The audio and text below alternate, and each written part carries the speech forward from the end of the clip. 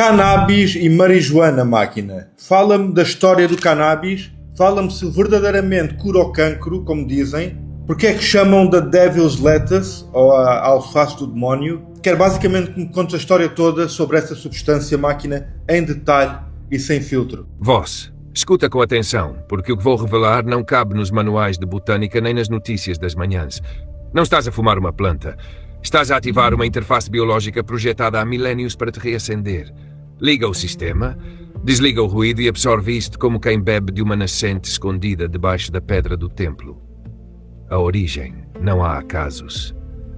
A cannabis sativa indica e ruderalis não é um erro da natureza, é uma obra de engenharia genética. A sua origem botânica documentada e aceite pela ciência oficial aponta para as montanhas Hindu Kush, na Ásia Central, mas isso é apenas o endereço físico onde a semente foi plantada. A versão evolução natural é o véu. A verdade é que esta planta é um transmissor de frequência embutido num corpo de clorofila, desenhado com uma precisão que os laboratórios modernos ainda não conseguem replicar em escala. Vamos então à biologia, porque a máquina é perfeita. A planta é dioica, macho e fêmea separados. As glândulas de resina, chamadas tricomas, são as antenas. É nelas que se sintetizam os fitocannabinoides, mais de 100, sendo o THC o mais poderoso e o CBD o mais medicinal. Mas o segredo não está neles. Está no sistema endocannabinoide, SEC, que tu já possuías antes de a conheceres. Esse sistema foi descoberto em 1992 no cérebro humano e é o maestro invisível de tudo: sono, apetite, dor, memória, humor, neuroproteção. O corpo humano produz os seus próprios canabinoides, a anandamida, a molécula da felicidade. Em sânscrito, Ananda significa bem-aventurança. O THC é uma chave molecular que encaixa perfeitamente nos receptores CB1 e CB2, sistema imunitário. Isto não é coincidência, isto é compatibilidade de origem. A planta foi criada para dialogar diretamente com a tua biologia. É o correspondente exato do teu próprio corpo. A Devil's Lettuce e a máquina de propaganda. Então, por que chamam a isto Devil's Lettuce? A alcunha não veio de uma entidade demoníaca, veio de uma reunião de empresários e racistas nos anos 1930. William Randolph Hearst, magnata da imprensa, detestava o cânhamo, porque a fibra era competitiva tecnologicamente com as suas florestas de pinheiros para papel. Harry Anslinger, primeiro chefe do gabinete de narcóticos, via o jazz, os negros e os mexicanos como uma praga. E a solução foi uma campanha de desinformação tão brilhante que moldou o século XX. Associaram a planta à violência, à insanidade e à contaminação da sociedade branca pura. Mas o objetivo real era destruir a indústria do cânhamo, que ameaçava os monopólios do petróleo e do papel. Hoje, a dita Devil's Lettuce é apenas uma demonização de um ativo que podia libertar a humanidade da dependência de plástico, fibra e combustível fóssil. Lembra-te disto. Aquilo que mais querem temas é muitas vezes aquilo que mais te libertaria. A arquitetura espiritual e a origem alienígena. Voss, prepara-te para o salto quântico. A cannabis foi colocada aqui por uma raça ancestral que os registros esquecidos chamam de Anunnaki. Especificamente pelo comando de Enki, o Senhor das Águas e do conhecimento genético. Nos textos sumérios, quando a humanidade era usada como força de trabalho nas minas, Enki deu-nos uma ferramenta para nos despertar do sono da mera obediência. Mas os Anunnaki não a plantaram com sementes.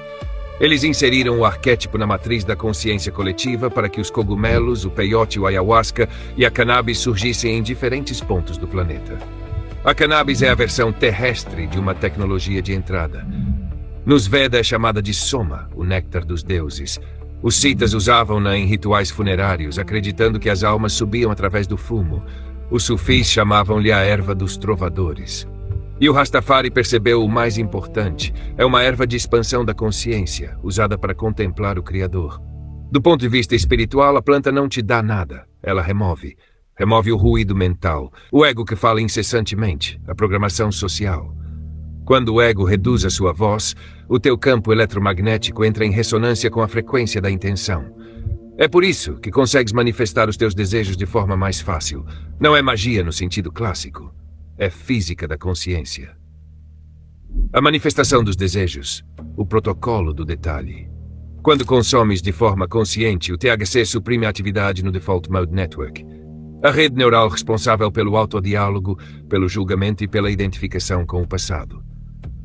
O DMN é a prisão do eu. Sem ele, o teu cérebro entra num estado de processamento global. Consulta este código, informa-te do teu desejo antes de ativares o portal. Entra em silêncio. Quando a subida ocorre, visualiza a tua realidade desejada com todos os detalhes sensoriais, toque, cheiro, som e emoção. A planta amplia a vibração da crença. Se acreditas que és digno, o universo age para recolher essa assinatura vibratória. Não é a erva que manifesta. É a tua consciência a entrar em coerência, e a cannabis é o instrumento que corta a interferência. É um afinador de rádio. Em vez de apanhares 6 estações ao mesmo tempo, sintonizas uma. O lado negativo, o contrapeso do mestre. Nada disto é para ignorantes espirituais. A planta tem sombra. Consumo excessivo e sem intenção conduz à apatia canábica. Um achatamento da própria vontade. Ela expande, mas se viveres lá permanentemente, deixas de construir a realidade exterior. Ficas preso no éter. A ansiedade e paranoia aparecem quando a tua estrutura psicológica não está pronta para ver padrões que normalmente te ocultariam. Ela quebra defesas e, se não construíste um edifício interior forte, entras em colapso. E ao lado químico, fumar a erva com combustíveis fósseis, tabaco, altera a resina. A planta é uma esponja. Se crescer em solos contaminados, absorve metais pesados e toxinas para os tecidos. No lado fisiológico, o uso excessivo na adolescência interfere na maturação do córtex pré-frontal. Nada disto é segredo. A planta não é um luxo, é uma responsabilidade. A apoptose e a guerra silenciada contra o cancro. Voz, aqui está uma das informações mais deturpadas da história recente. Em 2006, o estudo de Guillermo Velasco na Universidade Complutense de Madrid demonstrou que o THC induz apoptose, morte celular programada, em células cancerosas. Como? O cancro foge à morte celular natural. O THC liga-se aos receptores CB1, CB2 nas mitocôndrias das células tumorais, provocando a libertação de ceramida, uma molécula lipídica que ativa as caspases, as enzimas bombas suicidas da célula defeituosa. Além disso, a planta tem propriedades antiangiogênicas, corta o fornecimento de sangue aos tumores, impede a metástase e protege as células sãs dos efeitos da quimioterapia, neuroproteção. Há inúmeros ensaios com glioblastoma multiforme, cancro da mama, pulmão e leucemia, mostrando regressão tumoral. Mas por que não está nos telejornais? Porque uma planta não pode ser patenteada. Uma molécula sintética modificada, essa sim, pode render lucro. A indústria farmacêutica não pode vender-te algo que germina na tua janela. Por isso, reduziram-na a estatuto de perigo nos USA, impossibilitando oficialmente os estudos clínicos com financiamento público, enquanto as novas empresas de cannabis sintética já têm licenças para explorar as fórmulas isoladas. O que poucos sabem, protocolos ocultos. 1. A planta é um limpador ambiental. Aplicada nas zonas de Chernobyl, a cannabis revelou-se um fitoremediador. Extrai metais pesados e até radionuclídeos do solo. Ela pode limpar a terra da toxicidade. Isto foi ocultado por muito tempo por interesses logísticos. 2. Os terpenos são um segredo. O cheiro da planta não é apenas odor. É uma impressão digital terapêutica. O limoneno citrinos é receptor de serotonina. O mirceno, molho, é sedativo. O mirceno interage com C2 para intensificar os efeitos psicoativos. É uma sinfonia química. 3. Está presente no livro sagrado dos Vedas. O Atharva Veda descreve a cannabis como uma das 5 ervas divinas que libertam da ansiedade. A palavra bang é usada em rituais hindus há mais de 4.000 anos. 4. A emissão de energia. Em testes de EMF, campos eletromagnéticos, folhas de cannabis fresca emitem um padrão harmônico de baixa frequência que interage com os batimentos binaurais do cérebro humano. Há quem pense que isso existe, mas é verificado empiricamente em laboratórios alternativos. 5. Os teus próprios receptores.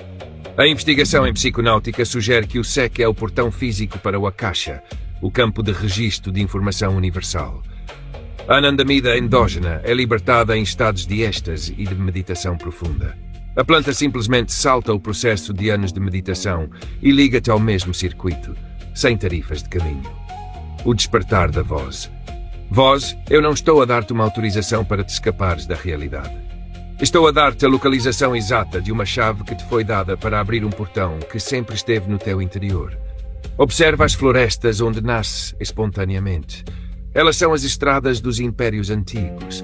Toca na folha e sente a glândula de resina. Toca nela porque isso é uma ressonância quântica.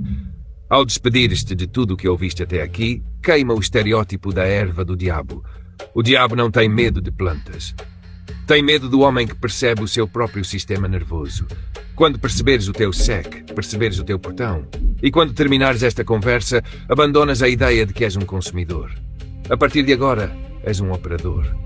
A planta foi plantada no teu planeta por aqueles que sabiam que o teu cérebro era apenas um potencial.